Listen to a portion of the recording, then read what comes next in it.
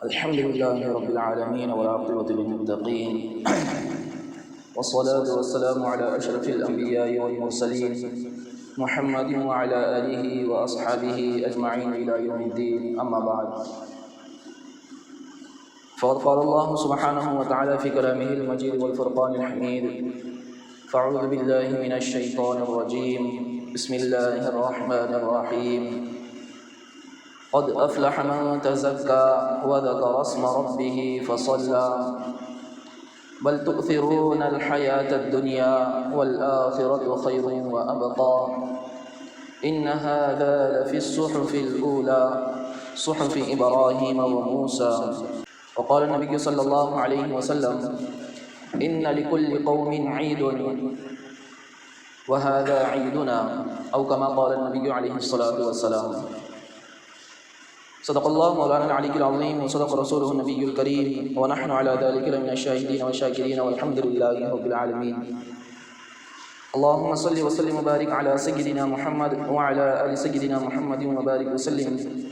اللهم صل وسلم وبارك على سيدنا محمد وعلى آل سيدنا محمد وبارك وسلم. اللهم صل وسلم وبارك على سيدنا محمد وعلى آل سيدنا محمد وبارك وسلم. شاعر کہتا ہے: لیس العید لمن لبس الجدید بل العید لمن خاف الوعید. کہ عید اس کی نہیں ہے جس نے نیا کپڑا پہن لیا، بلکہ اصل عید تو اس کی ہے جو اللہ رب العزت کے وعدوں اور وعیدوں سے ڈر گیا.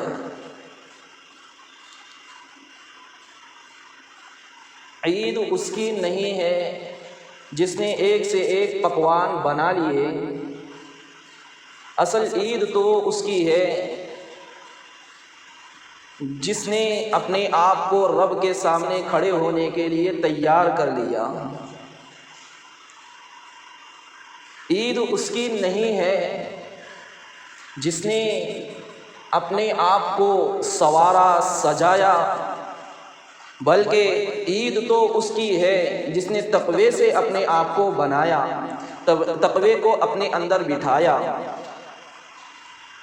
خطبے کے اندر میں نے سورہ اعلیٰ کی آخری چند آیتیں تلاوت کی ہیں، جس کے اندر اللہ رب العزت یہی بات ارشاد فرما رہے ہیں: قد افلح من تزکا، کہ وہ شخص کامیاب ہو گیا، بامراد ہو گیا جس نے اپنے نفس کا تزکیہ کر لیا، جس نے اپنے نفس کو سنوار لیا، جس نے اپنے نفس کو بنا لیا، وہ شخص کامیاب اور بامراد ہو گیا.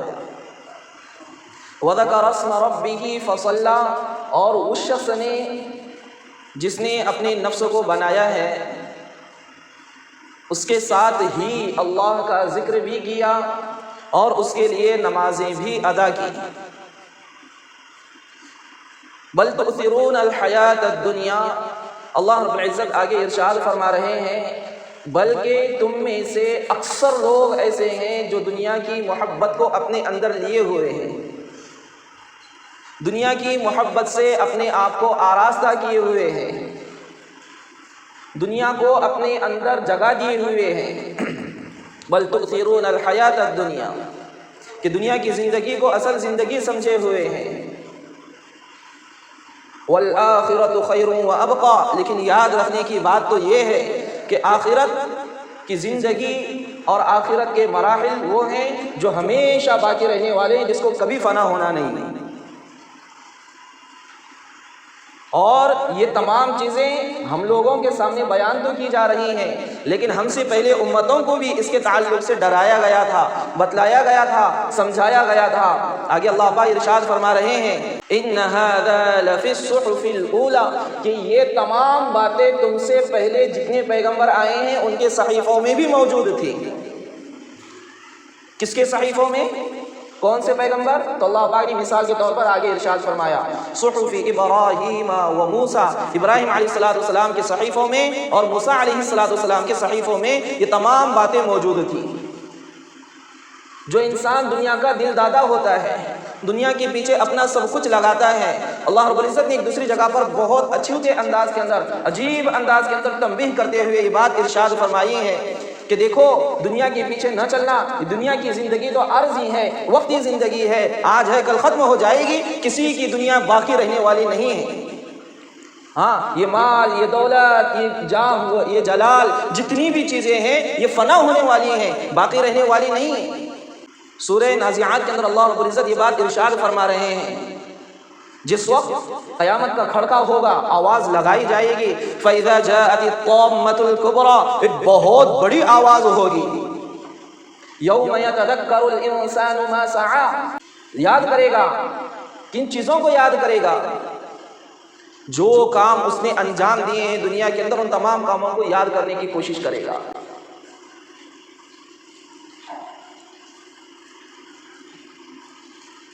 وَبُرِّزَتِ الْجَحِيمُ لِمَن يَرَىٰ، اور اس شخص کو اللہ رب العزت جہنم سے جدا کریں گے، جہنم سے دور کریں گے۔ کس کو؟ جو اپنے بارے میں آخرت کے تعلق سے سوچتے ہوئے زندگی کو گزارا ہوگا۔ فَأَمَّا مَن طَغَىٰ، بس وہ شخص جس نے طغیانی کی، ہٹ دھرمی کی، اپنا سب کچھ جاہ و جلال اسی کو سمجھا کہ دنیا ہی میری سب کچھ ہے، آخرت کچھ نہیں، وَآثَرَ الْحَيَاةَ الدُّنْيَا، اور دنیا کی حقیقت کو، یہاں کی رنگینیوں کو دیکھتے ہوئے جو سامنے سمجھ میں آ رہا ہے اسی کو حقیقت سمجھا اور اپنا دل اسی کے اوپر دے بیٹھا۔ آگے اللہ پاک ارشاد فرما رہے ہیں، فَإِنَّ الْجَحِيمَ هِيَ الْمَأْوَىٰ، بس ایسے ہی شخص کے لیے جہنم ٹھکانہ ہوگی۔ وَأَمَّا مَنْ خَافَ مَقَامَ رَبِّهِ وَنَهَى النَّفْسَ عَنِ الْهَوَىٰ، اور جس شخص نے اپنے آپ کو اللہ رب العزت کے سامنے کھڑے ہونے سے ڈرایا اور ہر قسم کی گناہ اور برائی سے اپنے آپ کو بچایا، نفس پرستی سے اپنے آپ کو بچایا، کیا ہوگا؟ فَإِنَّ الْجَنَّةَ هِيَ الْمَأْوَىٰ، بس ایسے شخص کا ٹھکانہ تو جنت ہوگا، کہ وہ شخص جنت کے اندر داخل کر دیا جائے گا۔ تو یہ تمام چیزیں ہیں، دنیا کی رنگینیوں کو دیکھ کر ہم لوگوں کو اس کے پیچھے نہیں چلنا ہے، دنیا کی زیبائش کو دیکھ کر ہم لوگوں کو اس کے پیچھے نہیں چلنا ہے۔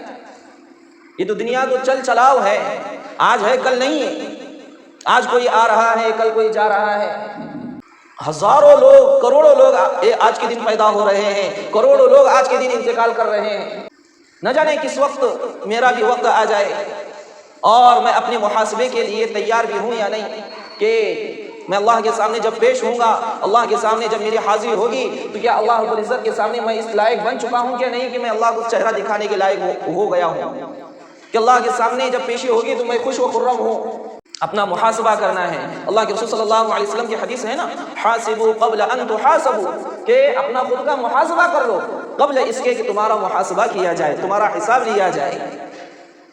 ہاں، اور اللہ رب العزت کے ذمے ہمارا حساب لینا کوئی بڑی بات نہیں ہے، کوئی اچھوتی بات نہیں ہے، بہت تھوڑے سے وقت کے اندر اللہ پاک ہمارا امتحان لے لے،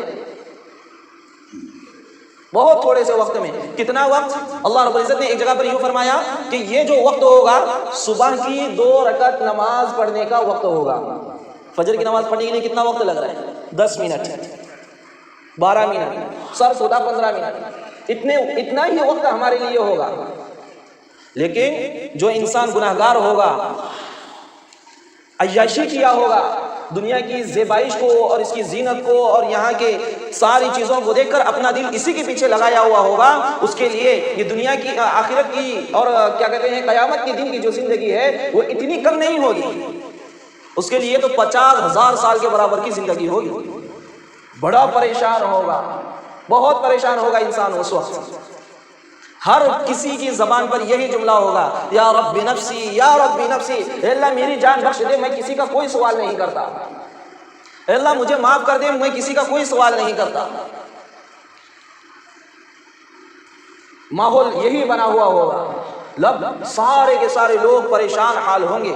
اللہ رب العزت نے اس کی منظر کشی کرتے ہوئے ایک جگہ پر یوں فرمایا، فَإِذَا جَاءَتِ الصَّاخَّةُ، ہاں پھر وہ کھڑکھڑانے والی چیز، ایک زور کی آواز لگا دی جائے گی، جب آئے گی آواز تو کیا ہوگا؟ فَإِذَا جَاءَتِ الصَّاخَّةُ يَوْمَ يَفِرُّ الْمَرْءُ مِنْ أَخِيهِ، اس وقت جو ہے انسان اپنے بھائی سے بھاگے گا، وَأُمِّهِ وَأَبِيهِ، اپنی ماں سے بھاگے گا جس کے چولی دامن کے اندر انسان اپنا سر چھپانے کی کوشش کرتا تھا. ہر موڑ پر جہاں جانے کے بعد میں پوری دنیا کے اندر کہیں کسی قسم کی کوئی تکلیف آ جاتی، ماں کے دامن کے اندر آ کر بیٹھ جاتا تو وہاں پر اس کو سکون مل جاتا تھا. لیکن یہ قیامت کا منظر ایسا ہوگا کہ ایسی ماں سے بھی وہ بھاگے گا. ہاں وہ ابھی آگے پھر ارشاد فرمایا اور اپنے باپ سے بھاگے گا. کوئی مسئلہ ہو رہا ہے، کوئی تکلیف آ رہی ہے، کوئی پریشانی آ رہی ہے تو انسان کیا کرتا ہے؟ اپنے باپ سے مشورہ لیتا ہے کہ ابا بتاؤ تو صحیح کیا کرنا ہے ہمیں ان حالات کے اندر. باپ مشورہ دینے والا ہوتا ہے، باپ رہبری کرنے والا ہوتا ہے. اس وقت یہ باپ بھی ہمارے کام نہیں آئے گا. بھاگے گا، اپنے باپ سے بھی بھاگے گا. وصاحبتہ، اپنی بیوی سے بھاگے گا. بیوی اپنے شوہر سے بھاگے گی جس کے لیے ہم نے اپنا سب کچھ نچھاور کر دیا، سب کچھ قربان کر دیا، یہاں تک کہ اس کے کہنے کی وجہ سے ہم نے ہمارے والدین کی باتوں کو بھی توڑ دیا.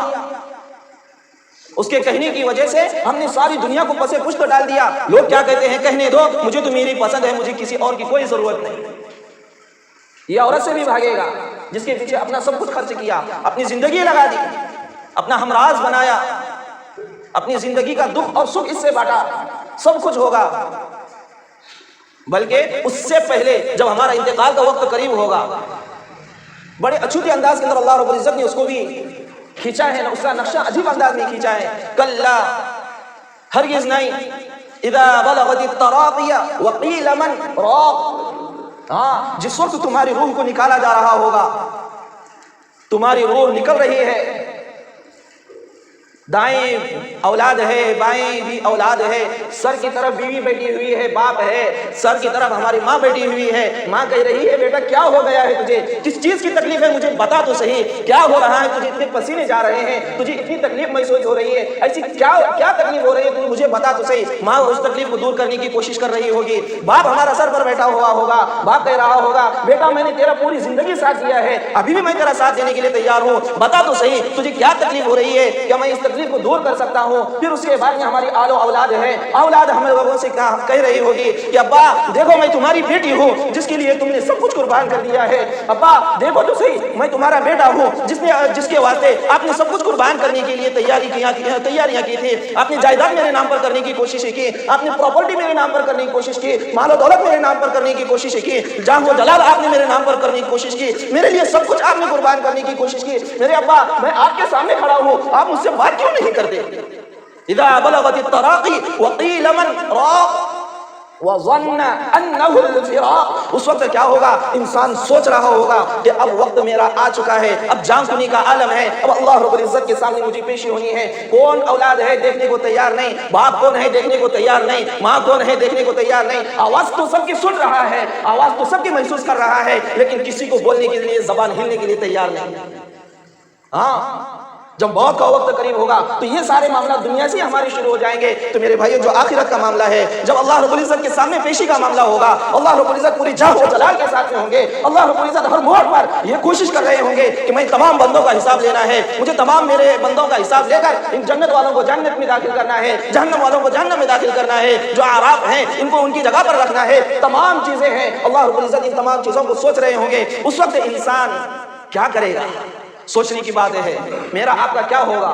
ہمیں اپنا محاسبہ کرنا ہے. اس لیے میں نے یہ بات عرض کر دی. اللہ کے رسول صلی اللہ علیہ وسلم کا ایک فرمان پڑھا، حاسبوا قبل ان تحاسبوا، کہ اپنا خود کا محاسبہ کر لے قبل اس کے کہ ہمارا حساب کیا جائے، ہمارا کتاب کیا جائے اور تمام لوگوں کے سامنے ہمارے نامہ اعمال کو پیش کرنے کی کوشش کی جائے. اس سے پہلے ہم لوگوں کو چاہیے کہ ہم اپنا خود کا محاسبہ کریں. آگے اللہ رب العزت ارشاد فرما رہے ہیں وصاحبتہ وبنیہ، اپنی اولاد سے بھی بھاگے گا، اپنی اولاد سے بھی بھاگے گا کل قیامت کے دن. پھر آگے اللہ پاک ارشاد فرما رہے ہیں لِكُلِّ امْرِئٍ مِّنْهُمْ يَوْمَئِذٍ شَأْنٌ يُغْنِيهِ، یہ وقت وہ ہوگا کہ ہر انسان اپنے اپنے کیے کرائی کے اعتبار سے فکر میں ڈوبا ہوا ہوگا. احادیث کے اندر ملتا ہے کہ اللہ کے رسول صلی اللہ علیہ وسلم ارشاد فرماتے ہیں کہ تمام کے تمام انسان جب قبروں سے نکالے جائیں گے اور سارے لوگوں کو میدان محشر کی طرف لے جایا جائے گا، اس وقت جو ہے جیسے ماں کے پیٹ سے ننگے پیدا ہوئے ہیں، بدن کے اوپر کوئی کپڑا نہیں تھا، اسی طریقے سے اٹھائے جائیں گے اور اللہ رب العزت کے سامنے میدان حشر کے اندر سارے کے سارے لوگ جمع کیے جائیں گے. اور وہاں پر جیسے ہی سارے لوگ جمع ہوں گے تو وہاں پر کوئی آدمی پسینے سے ڈوبا ہوا ہے پورا مکمل، کوئی اپنے گھٹنوں تک، کوئی اپنے ٹخنوں تک، کوئی کمر تک، یہاں تک کہ کوئی آدمی پورا مکمل اپنے آپ کو پسینے کے اندر ڈوبا ہوا محسوس کر رہا ہوگا۔ محاسبہ کرنے کی ضرورت ہے، محاسبہ کرنے کی بات ہے میرے بھائی۔ ہاں، قیامت کا منظر، قیامت کی ہولناکیاں بہت سخت ہیں، بہت سخت ہیں۔ اللہ قبر کی منزلوں سے لے کر آخرت کی تمام منازل ہمارے لیے آسان فرما رہے ہیں۔ بہت سخت مراحل ہیں، بہت کٹھنائیاں ہیں وہاں پر، لیکن ان تمام چیزوں کے باوجود چند لوگ اس وقت بھی ہوں گے ایسی پریشانی کے حالت میں، ایسے پریشانی کے ماحول میں کچھ لوگ ہوں گے جو موتیوں کے منبر پر بیٹھے ہوئے ہوں گے، عرش کے سائے کے نیچے ہوں گے اور تفریح کر رہے ہوں گے، گھوم رہے ہوں گے، پھر رہے ہوں گے۔ صحابہ رضی اللہ عنہم اجمعین نے عرض کیا، یا رسول اللہ کیا وہ انبیاء ہوں گے؟ کہا نہیں۔ کیا وہ شہداء ہوں گے؟ کہا نہیں۔ پھر کون ہوں گے؟ کون لوگ ہوں گے؟ اللہ کے رسول صلی اللہ علیہ وسلم نے جو بات آگے ارشاد فرمائی ہے نا، ہمارے لیے بہت قیمتی ہے، بہت قیمتی بات ہے۔ میرے آقا فرماتے ہیں صلی اللہ علیہ وسلم کہ وہ لوگ وہ ہوں گے جو مختلف گاؤں سے، مختلف قبیلوں سے، مختلف علاقوں سے ایک کسی جگہ پر بیٹھے ہوئے ہوں گے، اللہ کا ذکر کر رہے ہوں گے، اور اس کے بعد میں اللہ رب العزت کی حمد کو بیان کر رہے ہوں گے، اللہ کی تعریف کو بیان کر رہے ہوں گے، اللہ کی کبریائی کو، اللہ کی بڑائی کو بیان کر رہے ہوں گے، اور ان تمام چیزوں کے اندر جو ہے علم دین کو حاصل کرنے کے اندر اپنے آپ کو لگائے ہوئے ہوں گے۔ یہ لوگ موتیوں کے منبر پر بیٹھے ہوئے ہوں گے۔ اللہ کرے کہ ان تمام لوگوں میں ہم لوگوں کا بھی شمار ہو جائے۔ 8 قسم کے افراد ایک روایت کے اندر آیا، 8 قسم کے افراد ہیں جو اس وقت ایسے ماحول میں، ایسے وقت میں موتیوں کے منبر پر چین، سکون اور آرام کے ساتھ میں بیٹھے ہوئے ہوں گے۔ من جملہ ان تمام لوگوں میں سے ایک وہ بھی آدمی ہوگا جس کا دل مسجد میں اٹکا ہوا ہوگا۔ ہاں، یعنی جو ہمیشہ مسجد کے بارے میں فکر مند رہا ہوگا، مسجد کی آبادی کی فکر کے اندر لگا ہوا ہوگا، مسجد کے اندر آ کر کس وقت میں نماز کا وقت ہو جاوے، کس وقت میں مسجد میں چلا جاؤں اور اپنے فرض کو ادا کرنے والا بنوں، اس کی فکر میں لگا ہوا ہوگا۔ وہ شخص بھی کل قیامت کے دن ایسے وقت میں موتیوں کے منبر پر بیٹھا ہوا ہوگا، چین اور سکون کی سانس لے رہا ہوگا، جس وقت ہر کوئی کہہ رہا ہوگا یا رب نفسی، یا رب نفسی، اے اللہ میری جان بخش دے، مجھے کسی اور کا کوئی سوال نہیں۔ اور اس کے بعد آج ہم لوگ جو جمع ہیں عید کے موقع پر، عید کے موقع پر رمضان المبارک کا ہم نے مہینہ پورا کر لیا۔ اللہ پاک نے اپنے فضل و کرم سے ہم لوگوں کو یہاں تک پہنچایا، یہ اس کا کرم ہے، اس کا فضل، اس کا احسان اور انعام ہے، اور نہ میری آپ کی کیا بساط کہ ہم لوگ یہاں تک پہنچ سکتے۔ رمضان میں بھی کئی سارے لوگوں کا انتقال ہو چکا جن کو ہم لوگ قبر تک پہنچا چکے ہیں۔ ایک بہت اچھی روایت یاد آ رہی ہے، بہت اچھی روایت۔ اللہ کے رسول صلی اللہ علیہ وسلم ارشاد فرماتے ہیں کہ حضرت ابن عباس رضی اللہ عنہ کی روایت ہے، فرماتے ہیں اللہ کے رسول صلی اللہ علیہ وسلم رمضان المبارک کی جب آخری شب ہوتی ہے اس وقت اللہ رب العزت جو ہے فرشتوں کو فخریہ طور پر یہ بات کہتے ہیں،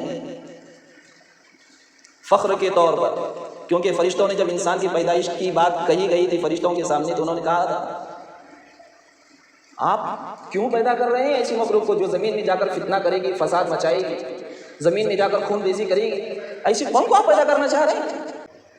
تو اللہ رب العزت نے کہا تھا انی اعلم ما لا تعلمون، کہ میں وہ جانتا ہوں جس کے بارے میں تمہیں علم نہیں ہے، میں وہ جانتا ہوں جس کے بارے میں تمہیں علم نہیں ہے۔ پھر اس کے بعد میں فرشتوں نے یہ جو جملہ کہا تھا اس کی وجہ سے اللہ رب العزت عید کی رات میں، یعنی جو رات ہم گزار چکے ہیں، اس رات میں فرشتوں سے کہتے ہیں کہ میرے فرشتوں اس کا کیا بدلہ ہے جس نے پورے مہینے میری ساری ذمہ داریوں کو قبول کیا اور نمازیں بھی ادا کی، تراویح بھی پڑھا، قرآن شریف کی تلاوت کا اہتمام بھی کیا، تمام چیزوں کو انجام دیا ہے، اس کا کیا بدلہ ہے؟ تو فرشتے کہتے ہیں یا اللہ اس کا بدلہ وہی ہے جس کا وہ حقدار ہے، آپ اس کو مکمل اس کا حق دے دیے جائیں۔ تو اللہ رب العزت کی طرف سے جو ہے فرشتوں کو اعلان ہوتا ہے، یہ کہا جاتا ہے، اللہ پاک کہتے ہیں میرے بھائی اللہ رب العزت کی ذات عالی پر قربان جائیں، اللہ پاک ہم لوگوں سے کتنی محبت کر رہے ہیں، کتنا پیار اپنا دکھا رہے ہیں، اور کیسا اظہار محبت گویا کہ ہم لوگوں کے سامنے کر رہے ہیں۔ میرے آقا صلی اللہ علیہ وسلم فرماتے ہیں کہ اللہ رب العزت ارشاد فرماتے ہیں، میری عزت کی قسم، میرے جلال کی قسم، میں نے ان تمام لوگوں کو معاف کر دیا ہے جنہوں نے رمضان کے اندر اپنی ذمہ داریوں کو پورا کیا۔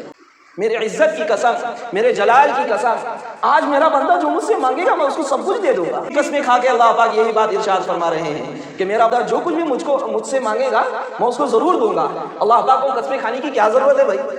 لیکن قسمیں اس وجہ سے اللہ پاک کھا رہے ہیں کہ ایک اہم پیغام دینا ہوتا ہے، ضروری بات کرنی ہوتی ہے۔ اللہ کے رسول صلی اللہ علیہ وآلہ وسلم کی سیرت طیبہ کا تھوڑا سا مطالعہ کر لیا جائے، تھوڑا عشق کے انداز میں قرآن شریف کا مطالعہ کر لیا جائے تو انشاءاللہ بہت ساری باتیں اور بہت ساری نقوش ہم لوگوں کو مل جائیں گی۔ مختصراً میں آپ کو بتلاؤں، اللہ رب العزت نے جہاں پر میرے نبی صلی اللہ علیہ وآلہ وسلم کی رسالت کا ذکر فرمایا ہے وہاں پر پہلے قسم کھائی ہے، یاسین والقرآن الحکیم، قسم ہے قرآن حکیم کی، انک لمن المرسلین، آپ بھیجے گئے ہیں نبی بنا کر، والضحیٰ واللیل اذا سجا ما ودعک ربک وما قلا، والضحیٰ اس کا ترجمہ ہوتا ہے صبح کے وقت کی قسم جس وقت سورج طلوع ہو رہا ہو، واللیل اذا سجا رات کے وقت کی قسم جس وقت رات چھا رہی ہو، ما ودعک ربک وما قلا، میرے نبی جی آپ کو آپ کے رب نے نہ تو چھوڑا ہے اور نہیں تو آپ کا رب آپ کو بھولا ہوا ہے، کچھ بھی نہیں کیا ہے آپ کے رب نے آپ کو۔ لیکن علامہ راضی رحمۃ اللہ علیہ کا تھوڑا سا عشق والا انداز بھی تو دیکھ لیں، میرے نبی صلی اللہ علیہ وسلم کے بارے میں اللہ پاک کیا فرما رہے ہیں، والضحیٰ، اے میرے نبی مجھے آپ کے چمکتے چہرے کی قسم، واللیل اذا سجا، اے میرے نبی مجھے آپ کے سیاہ زلفوں کی قسم، جب وہ چھا جاتے ہیں تو اس رات کو میں طاری کر دیتا ہوں۔ عشق والا انداز ہے، ما ودعک ربک وما قلا، کیا آپ کو رب بھی آپ کو کبھی چھوڑ سکتا ہے؟ یہ آپ کے رب کے پاس ہے ہی نہیں کہ آپ کو کبھی چھوڑ دے، آپ کو کبھی بھول جائے، ایسا ہو ہی نہیں سکتا، یہ آپ کا رب ایسا ہے ہی نہیں۔ یہ عشق والا انداز والا ترجمہ ہے۔ اسی طریقے سے اب یہ قسمیں جو اللہ پاک کھا رہے ہیں، کیوں کھا رہے ہیں؟ اہمیت کو بتلانے کے لیے کہ جو آگے میں مضمون بیان کر رہا ہوں اس چیز کو بتلانا ہے۔ لعمرک انہم لفی سکرتہم یعمہون، میرے نبی کی زندگی کی قسم کھائی اللہ پاک نے، لعمرک، اے میرے نبی آپ کی زندگی کی قسم، انہم لفی سکرتہم یعمہون، یہ جو آپ کے پاس آس پاس رہنے والے ہیں، جو آپ کو ماننے والے نہیں ہیں، آپ کی اتباع کرنے والے نہیں ہیں، یہ تو ایک گمراہی کی طرف جا رہے ہیں، گمراہی کے اندر پھنسے ہوئے ہیں یہ لوگ۔ تو اللہ رب العزت کا احسان ہے کہ اس رب کریم نے ہم لوگوں کو آج کا عید کا دن نصیب فرمایا ہے اور اپنی انعامات کی بارشوں کو مکمل کرنے کا وعدہ بھی فرمایا ہے۔ اب میری آپ کی ذمہ داری بنتی ہے کہ ہم اللہ کی نعمتوں کو لینے والے بنیں، اللہ رب العزت کے سامنے رونے دھونے والے بن جائیں، اللہ رب العزت سے اپنے مسائل کو حل کرنے والے بن جائیں، اللہ رب العزت کے سامنے گڑ گڑانے والے بن جائیں۔ اس لیے میرے بھائیوں ہم لوگ اس آج کے دن کی اور ان اوقات کی ہم لوگ خاص قدر کرنے والے بنیں۔ اللہ رب العزت سے دعا ہے کہ اللہ پاک ہم لوگوں کو ان اوقات کی خاص طور سے قدر دانی کی توفیق نصیب فرمائے، اپنے احکامات پر عمل کرنے اور اللہ کے رسول صلی اللہ علیہ وسلم کی پیاری سنتوں کو اپنی زندگی میں لا کر ہمیں اپنی دنیا آخرت کو بنانے کی توفیق رفیق نصیب فرمائے۔ آمین وآخر دعوانا الحمدللہ رب العالمین۔